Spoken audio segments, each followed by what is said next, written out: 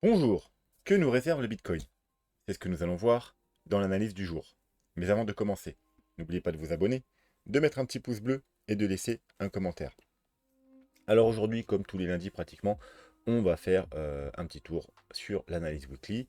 On a quelques petits trucs à voir, donc comme d'hab, on va pas perdre de temps et on va se diriger directement vers la cryptomap de la semaine pour commencer, qui est, alors on a quelques petits altcoins dans le rouge, hein, mais sinon l'ensemble c'est du vert. Alors à part Sirène qui a moins 66%, mais c'est normal, hein, parce que lors des semaines précédentes, lorsque tout était dans le rouge, lui il était fortement dans le vert, hein. Donc c'est souvent comme ça que ça arrive, hein, quand vous avez un altcoin qui va à contre-tendance, quand ça repart dans le vert, et bien lui il fait l'inverse, il corrige. Donc rien de surprenant. Et dans les hausses de la semaine, on a des hausses globalement de 5 à 15% en moyenne, mais on a Algo qui nous fait un très joli 49%. Sur la cryptomap du jour, du vert, encore du vert, hein. Alors on n'a pratiquement pas de rouge, hein, et puis le rouge est autour de 1%. Sinon, c'est des hausses de 3 à 10% sur l'ensemble des altcoins. Au niveau du dollar, le dollar, il continue à stagner, à consolider sous son niveau de résistance, hein, le canal, tout simplement. Alors oui, il est vrai qu'on a un, une belle zone là pour bottom, hein. On a fait une belle A, B, C, hein. On est sur un très gros support, long terme, hein, qui date depuis 2008, hein, le bas de ce grand canal. On a alors hop, on a un très joli W weekly, hein. Bien entendu, il n'est pas encore validé, il faudra justement péter ce niveau de résistance, hein, donc le bas de l'ancien canal qu'on avait là, pour valider ce W et puis espérer avoir une continuation haussière, enfin espérer. Hein, enfin, je vais vous dire, si vous êtes pour le Bitcoin, il faut espérer justement qu'il ne valide pas ce W, parce que sinon, qui dit continuation haussière sur le dollar dirait problème pour le Bitcoin, à moins que, le Bitcoin décide de se décorréler du dollar, hein, chose qui corrélation qui date, alors c'est même inverse corrélation qui date depuis 2008, hein, depuis la création du Bitcoin, ils sont inversement corrélés.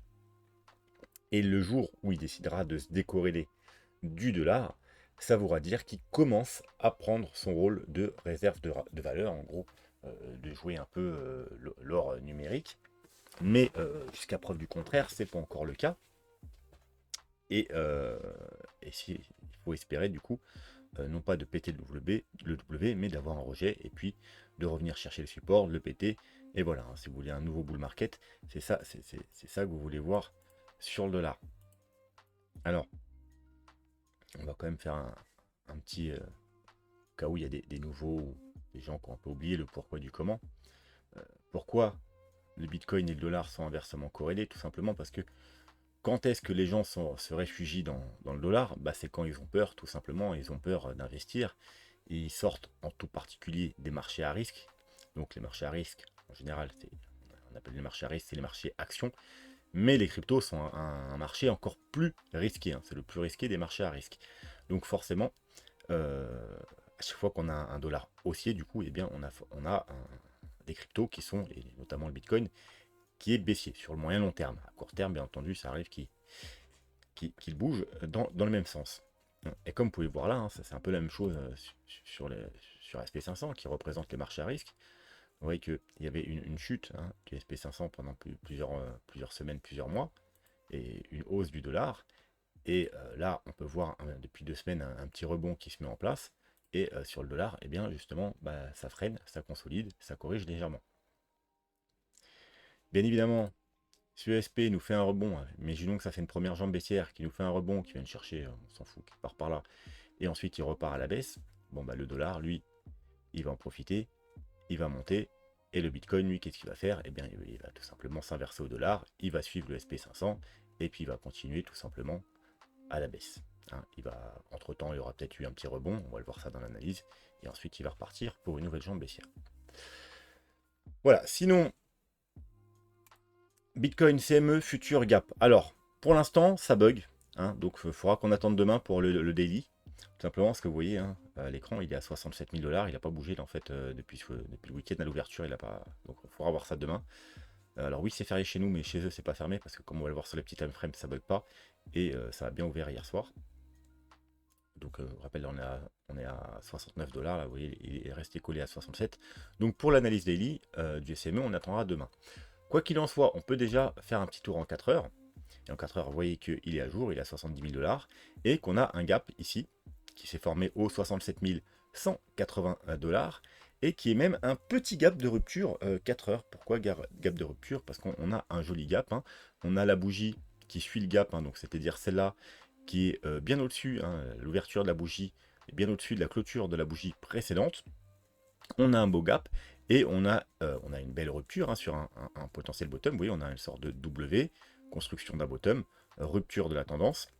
Et on a la même chose sur le volume. Alors on n'a pas un volume extraordinaire, mais on a quand même un volume bien supérieur à la moyenne et surtout bien supérieur aux bougies précédentes. Vous voyez les bougies précédentes là, 1, 2, 3, 4, 5 bougies qui étaient rotation en place, plates, et on a vraiment une rupture sur le volume, donc petit gap de rupture. Alors ne vous enflammez pas, malheureusement c'est un gap de rupture 4 heures. Hein.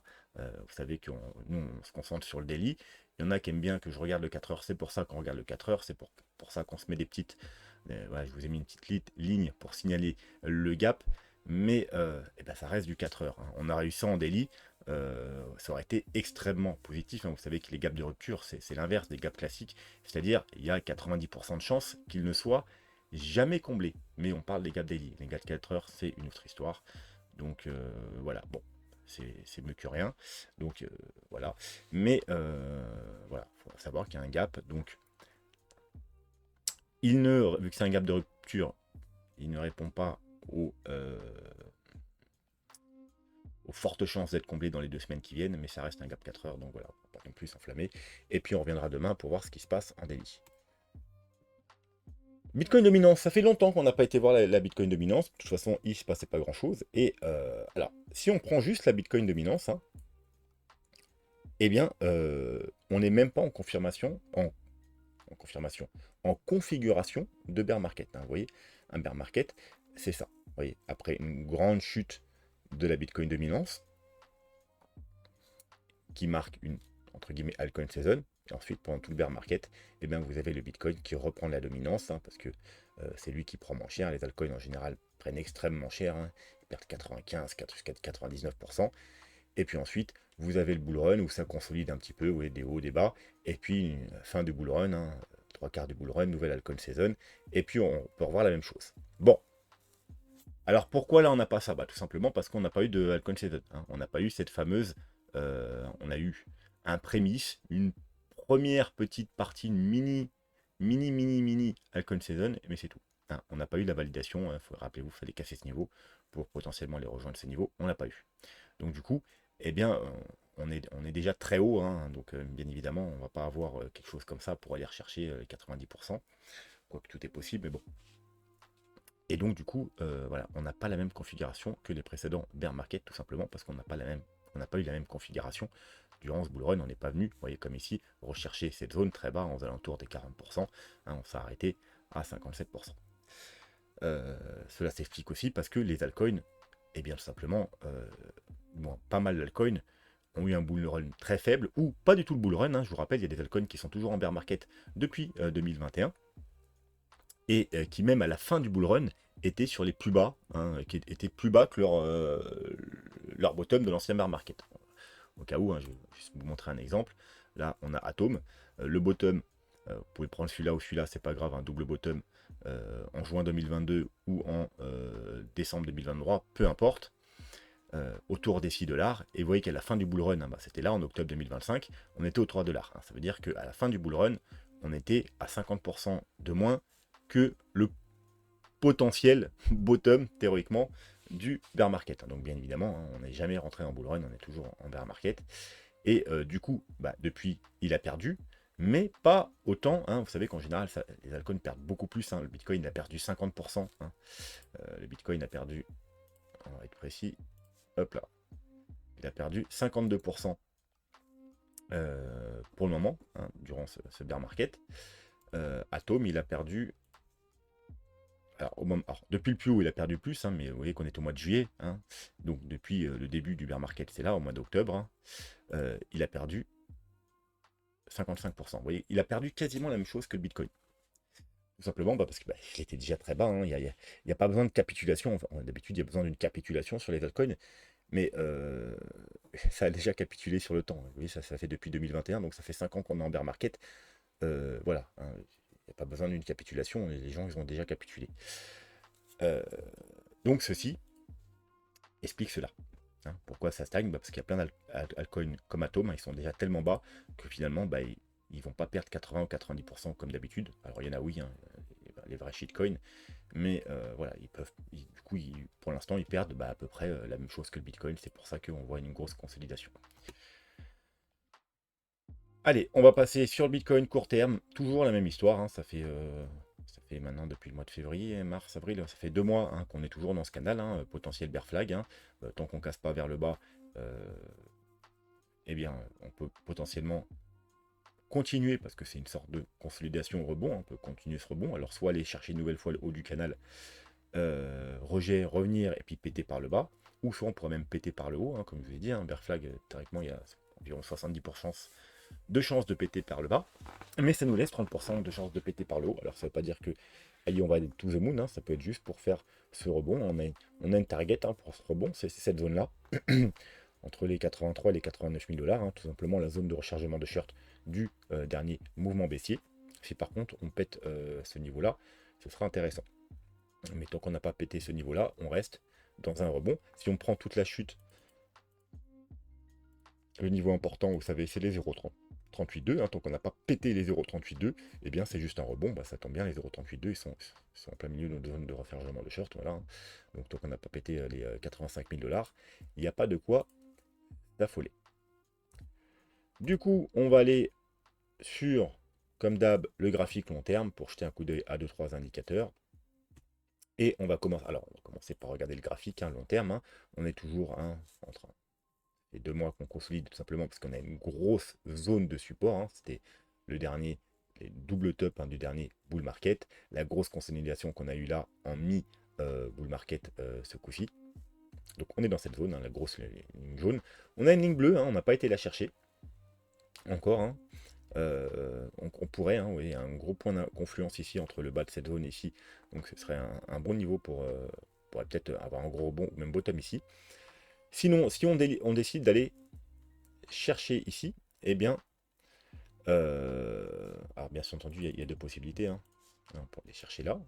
Rejet, effectivement, du coup, il y aurait peut-être un petit rebond et une cassure, mais on pourrait aussi, hein, pourquoi pas, on pourrait avoir bottom ici, hein, comme je vous ai dit, on est sur une première zone de target, on va le voir un peu plus en détail après, même si moi, au niveau des probabilités, je m'attends plus à aller faire un nouveau plus bas, mais on pourrait faire quelque chose comme ça. Et puis là, vous voyez que là, alors, on est encore dans le timing, hein, on peut encore venir chercher là. Et là, on aura une deuxième, hein, niveau de confluence ici, avec cette trendline. Alors oui, cette trendline, c'est une trendline long terme, hein, qui date depuis 2018. Vous voyez, point de contact, double point de contact ici, point de contact, point de contact. Et puis ne pas les faire de nouveau plus bas, hein, vous voyez, hop. En gros, là, on aurait bottom ici. On aurait une jambe 1, une jambe 2 qui viendrait chercher ce grand niveau de confluence, et puis on repart, hein. Ça tombe bien en plus, à mon avis, vu comment c'est fait, il y a moyen que si je mets un Fibo, que ce soit ici, vous voyez, alors je vais enlever peut-être les petits dessins parce que sinon on n'y voit rien.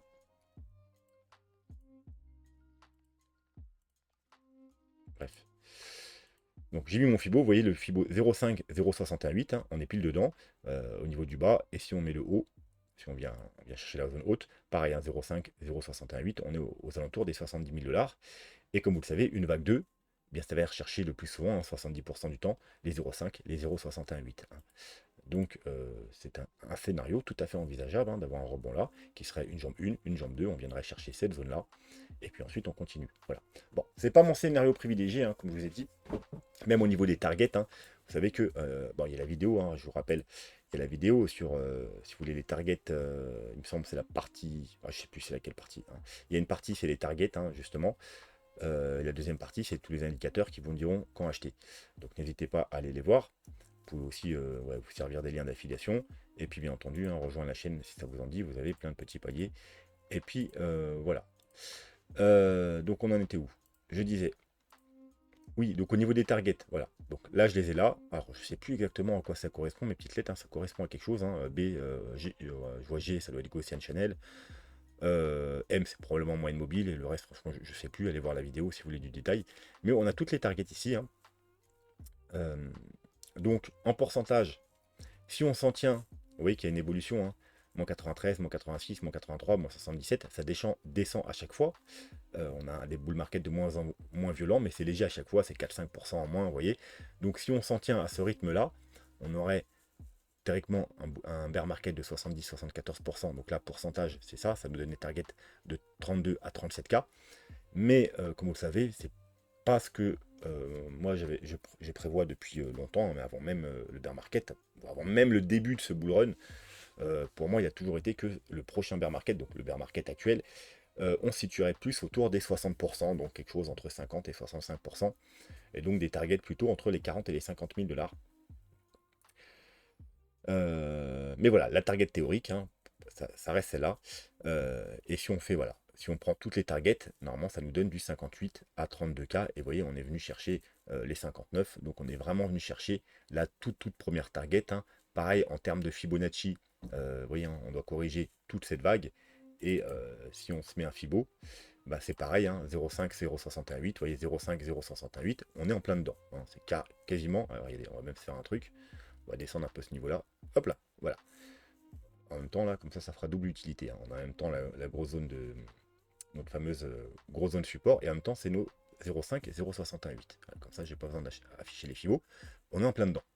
Donc, on est sur notre première target Fibo, on est sur des toutes premières targets, hein, si on prend toutes les targets par rapport aux indicateurs, etc., par rapport au bear market précédent. Mais voilà, c'est la toute première target. C'est pas forcément celle à privilégier. Donc oui, on peut très bien avoir bottom, mais au niveau des probabilités, c'est malheureusement pas le plus probable. Mais ça reste tout à fait possible. Donc, on va commencer par le RSI. Pareil, hein, au niveau du RSI, il y a tout à fait moyen. Alors, du coup, on va enlever ça hein, pour voir plus clair. On va se mettre en linéaire. Et comme vous le savez, on a probablement fait le point bas sur le RSI. Mais à chaque fois, souvent, qu'est-ce qu'on a? Eh bien, pour avoir un beau bottom, on a un point bas. Comme ça, on vient rechercher sous. Alors, on a un weekly, bien entendu. Sous la zone de survente. Et puis, on a un bas. Et puis ensuite, on a un rebond, un nouveau bas, une belle divergence. Et puis, c'est bon. Hein. Donc là, il y a des chances. Parce qu'on attention, on peut avoir double divergence, hein, mais il y a des chances qu'on ait fait le point bas du RSI, hein, donc je m'attendais à un rebond, voilà, celui-là, et puis une nouvelle jambe baissière, venir faire un plus bas, et une divergence. Par contre, hein, pas de plus bas, voilà, hop, venir là, hop, en général, on revient retester, vous voyez, on vient retester justement pile la zone de survente, donc tester ici, et puis après, on construit quelque chose, et puis on repart pour un nouveau bull market. Mais si on y regarde bien, qu'est-ce qu'on a là? On a un joli W, on a un double bottom, on a peut-être même fait un très léger plus... Non, on a fait un double bottom, mais là, on a déjà un point bas et un plus haut. On a déjà une divergence weekly, hein, parce que double bottom, c'est-à-dire on est sur le même niveau, mais là, on fait un plus haut. Donc, c'est une divergence. Hein. Pour une divergence, on n'est pas obligé de faire un plus bas. Si c'est un double bottom, c'est-à-dire un même niveau, mais là, on n'a pas un même niveau, c'est une divergence également. Un plus légère, bien entendu. C'est pour ça que moi, je préférais qu'on aille, par exemple, continuer le rebond, hein, comme je vous ai dit, par exemple, pour aller chercher jusque là maximum. On va s'enlever ça, sinon vous n'allez pas comprendre. Donc voilà, continuer pour accentuer. Et ensuite, une nouvelle jambe baissière, aller faire un plus bas. Et puis sur le RSI, ça ferait quelque chose comme ça. On va monter encore un peu. Et puis après, on irait chercher là. Et puis après, voilà. Et puis sur le graphique, ça ferait ça. Ça ferait un plus bas, par exemple là ou là. Et puis voilà. Et puis, c'est parti. Bon, ça, c'est ce que j'aimerais bien parce que ce serait le plus propre. Hein, exactement ce qu'on a eu. C'est exactement ce qu'on a eu dans le précédent bull run. Mais regardez, en fait, dans le précédent bull run, qu'est-ce qu'on a eu? On a eu un bas, hein, qui correspond à ce bas-là. On est venu chercher sous la zone de rechargement de short. On a eu un rebond. Et on est venu faire un double bottom. Alors même un très léger plus bas. Hein, donc quasiment la même situation qu'ici. Et une divergence. On aurait pu bottom ici. Hein, c'est ce que d'ailleurs je vous avais dit à l'époque. Hein, potentiellement, il y a moyen qu'on bottom ici. Mais c'était très léger. C'était très léger. Et j'aurais bien aimé avoir une nouvelle jambe baissière pour que ce soit bien propre. Hein, comme je disais à l'époque, potentiellement on a bottom ici. D'ailleurs, il y avait plus de chances qu'on bottom ici à l'époque que maintenant. Parce qu'à l'époque, on avait déjà certains indicateurs qui nous disaient qu'on avait bottom. Pas tous, mais certains. Là, on en a, allez voir les vidéos de la semaine dernière, analyse weekly mensuelle, on n'en a aucun. Alors, on a des niveaux qui ont été atteints sur certains indicateurs, mais on n'a aucun signal qu'on attend pour un bottom de bear market. Du moins, pas pour le moment. Alors que là, on en avait déjà. Notamment le P-Cycle bottom. Donc il y avait déjà plus de chances à l'époque. Mais on est quasiment dans la même configuration. On a fait un point bas, un rebond, un double bottom, une divergence. Et voilà. Donc c'est probable, encore moins probable que ici. Donc je m'attends à voir ça. Ce serait le plus propre. Après le Bitcoin il ne va pas forcément faire ce que je veux, même si souvent, j'avoue, il me fait plaisir. C'est pas tout le temps. Donc voilà, pour que ça soit bien propre, j'aimerais bien un rebond et puis une nouvelle jambe baissière, mais peut-être il y a un monde où c'est possible d'avoir bottom ici, même si c'est pas le plus probable. Voilà, donc ça c'est le RSI, le MACD. Le MACD, ça sent très bon pour le moment. Alors attention, c'est du weekly. Le weekly MACD stock RSI, il y a des faux signaux. Donc c'est pas parce on va avoir des validations qu'on aura bottom ici. Ça peut annoncer juste un gros rebond. Parce que là, on est en train de valider. Vous voyez, un joli W ici qu'on a suivi depuis plusieurs semaines. On est en train de valider ici, alors il faudra attendre la clôture de la semaine. Et là, si on a une belle semaine, on pourrait la semaine prochaine ouvrir sur un croisement une bougie verte et une validation. Alors bien évidemment, attention, vous voyez, par exemple là, dans le précédent bear market, vous voyez ici, sur ce gros rebond, on a eu une validation qui n'a pas duré, elle s'est invalidée, puis on a continué le bear market. Chose qu'on n'a pas eu ici, vous voyez, on n'a pas eu de faux signaux ici, parce que le rebond était un peu plus léger que celui-là. Mais du coup, voilà, le rebond qu'on a eu là, on pourrait l'avoir ici, avoir un rebond plus important ici, du coup, et avoir une validation, et puis après continuer le bear market. Si vous voulez vraiment une validation, il faut plus vous retourner au moins, alors vous savez qu'il y a le mensuel, l'ultime confirmation, mais au moins sur le 2 semaines. Et le semaine, vous voyez, il n'y a pas grand-chose. On est toujours là, on n'a pas encore validé. On a certes des bougies roses, mais voilà, comme ici on en a eu aussi sur ce rebond, c'est normal, on a un rebond, on reprend un petit peu de poil de la bête, mais voilà, il n'y a rien. Donc, si le 2 semaines, il nous signalait, il nous donnait des confirmations, oui, là, il y aurait des chances qu'on ait bottom, mais le weekly, malheureusement, ça ne suffit pas. Mais par contre, on aura peut-être droit à un joli rebond, justement, par exemple, pour revenir, pourquoi pas, chercher cette zone-là.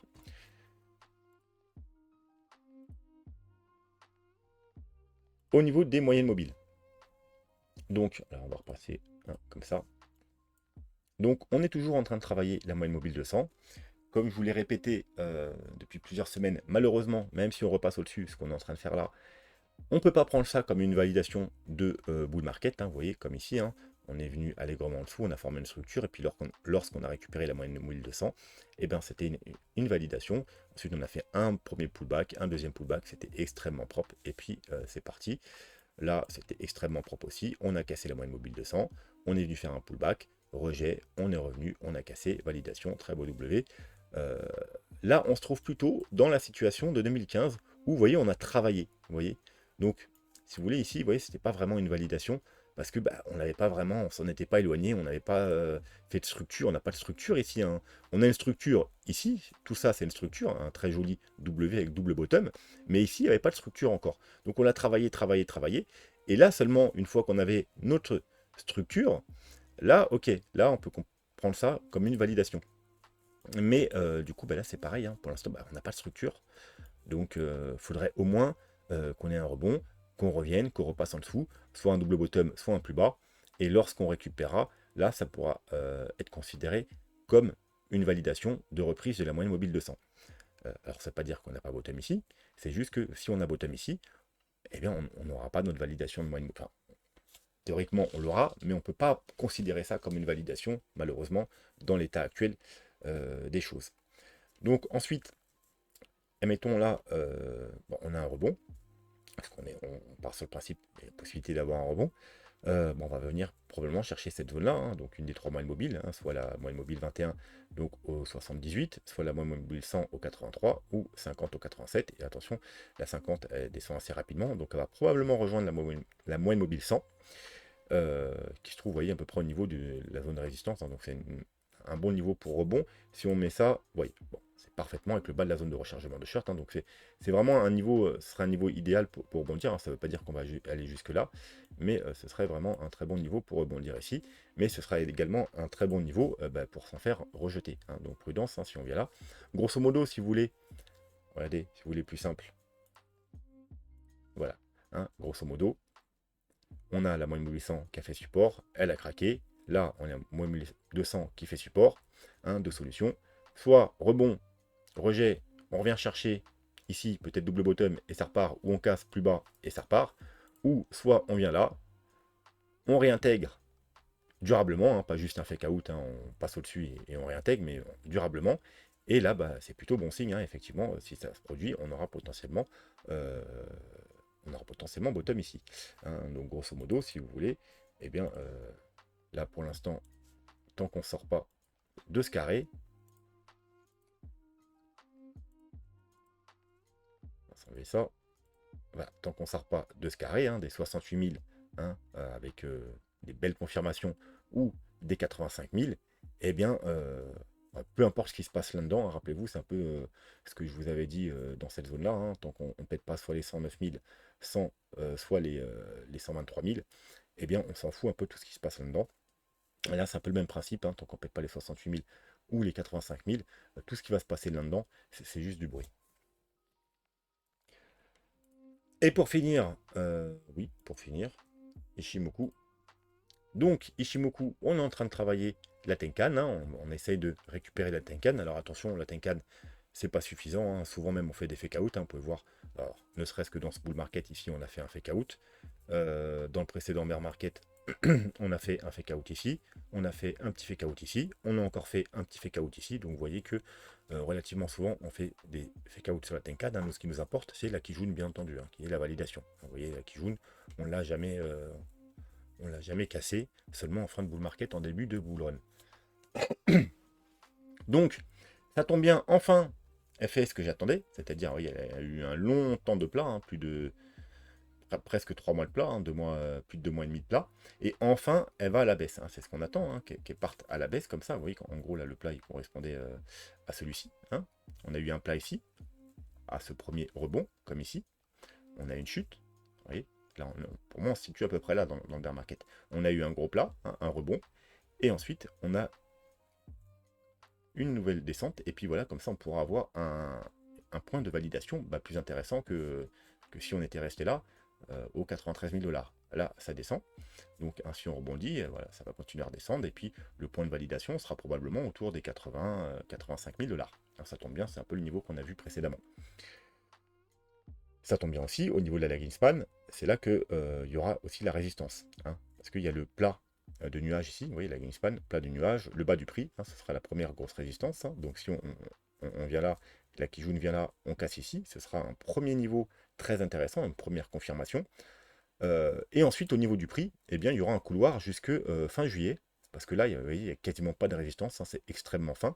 Donc, bien évidemment, si je retrouve, voilà, si ça fait ça, et que ça fait ça, ça casse, et bien ensuite, il y a un boulevard, merde. Et là, il y aura un gros boulevard ici pour passer jusque fin juillet.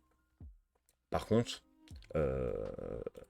malheureusement, cette résistance très fine, très faible, va quand même être renforcée par tout ce qu'il y a là. Vous voyez, parce que là, la Greenspan, elle, ici, à partir de là, des 80 000 $, elle aura le prix, elle aura bien entendu tout le nuage à traverser, le prix, la Tenkan, la Kijun.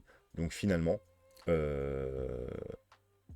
alors après, quoique, vous voyez que jusqu'aux 103 000 $, aux 103 000 $, il y aura quand même une grosse résistance pour la lagging span, hein, parce qu'on aura la Kijun et le haut du nuage, vous voyez, juste au-dessus d'ici. Donc finalement, il faudra être quand même très prudent quand on arrive ici, même si effectivement au niveau du prix, c'est très léger. On va s'enlever ça. Même si au niveau du prix, c'est très léger, juste au-dessus, on a un gros support. Donc on pourrait très bien venir ici, hein, hop, dépasser un petit peu, on 103 000. Et puis, en fait, hein, on se dit, oh bah c'est bon, hein, la résistance est faible, hein, on la passe, mais la lagging span, pendant ce temps-là, eh bien, elle sera là, et elle va peut-être bloquer, justement, ici, avec la grosse résistance de la Kijun et du haut du nuage, et puis on va réintégrer, et on va repartir à la baisse. Bon, c'est possible. Mais, personnellement, quand même, si on va aux 103 000 $, hein, il y a quand même moyen, il y a quand même peu de chances qu'on fasse des nouveaux plus bas ensuite, hein. Ce serait plus d'un scénario, vous voyez qu'on serait sur le, voilà, on serait parfaitement sur le bas de la zone de rechargement de short de tout le mouvement.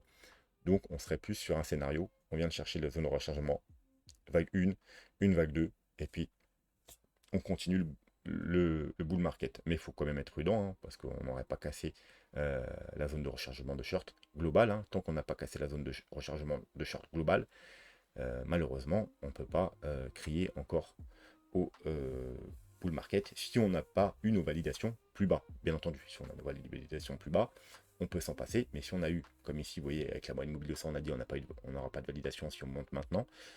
En gros, on aurait fait un V-bottom, et les V-bottom, donc c'est pas de structure, c'est pas de validation.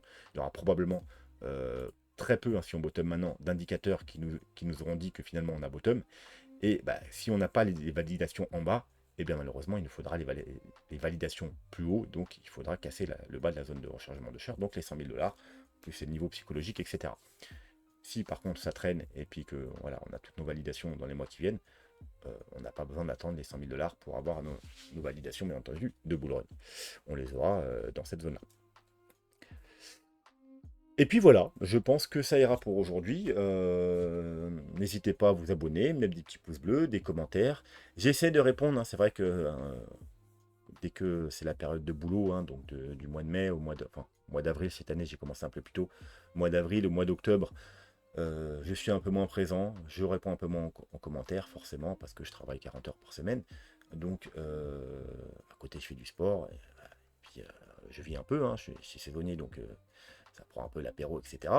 Donc, j'ai un peu moins de temps, hein, pour les vidéos, hein, c'est pour ça que j'en fais que 3 par semaine, c'est déjà beaucoup, hein, ça me prend déjà pas mal de temps. Donc, j'essaie de lire des commentaires. Alors, je lis tous les commentaires, j'essaie de répondre à ce que je peux, mais des fois, voilà, si je ne réponds pas, ne vous inquiétez pas. Au pire, remettez-moi le commentaire dans la prochaine vidéo, et si je vois 2 fois le même commentaire, j'essaie d'y répondre en priorité. Voilà, sur ce, je vous souhaite une très bonne soirée, et je vous dis à mercredi. Tchuss.